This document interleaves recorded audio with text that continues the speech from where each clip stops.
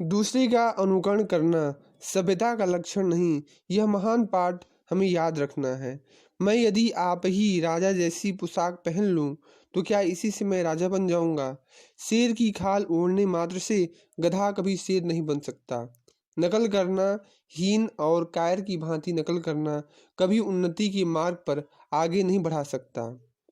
वह तो मनुष्य के घोर अधःपतन का लक्षण है। जब मनुष्य स्वयं से घृणा करने लग जाता है तब समझना चाहिए कि उस पर अंतिम चोट पड़ चुकी है।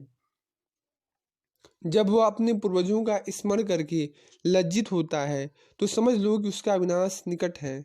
आत्मविश्वासी बनो, पूर्वजों के नाम से अपने को लज्जित नहीं गौरवान्वित महसूस करो। याद रहे, किसी का अनुकरण न करना, कदापि न करना। अपने स्वयं के प्रयासों द्वारा अपने अंदर की शक्तियों का विकास करो, परंतु दूसरे का अनुकरण न करना। हाँ, दूसरों में जो कुछ अच्छाई हो उसे अवश्य ग्रहण करो। हमें दूसरों से अवश्य सीखना होगा। बीज को जमीन में बो दो, उसके लिए यथेष्ट मिट्टी, हवा और जल की व्यवस्था करो। फिर कालांतर में जब वह अंकुरित होकर एक विशाल वृक्ष के रूप में फैल जाता है तब क्या वह मिट्टी बन जाता है या हवा या जल? नहीं, वह तो विशाल वृक्ष ही बनता है। मिट्टी, हवा और जल से रस खींचकर वह अपनी प्रकृति के अनुसार एक मही रूह का रूप धारण कर लेता है।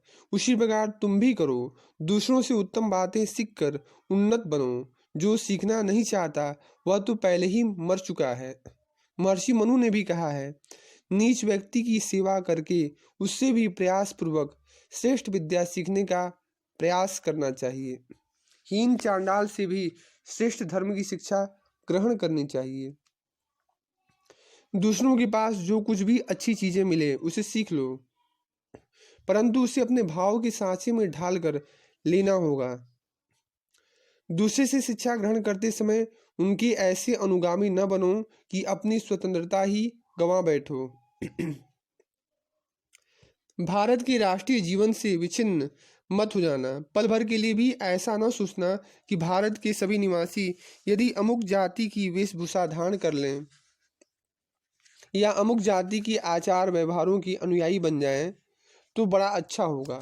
राष्ट्रीय जीवन के स्रोत को पूर्वत प्रवाहित होने दो।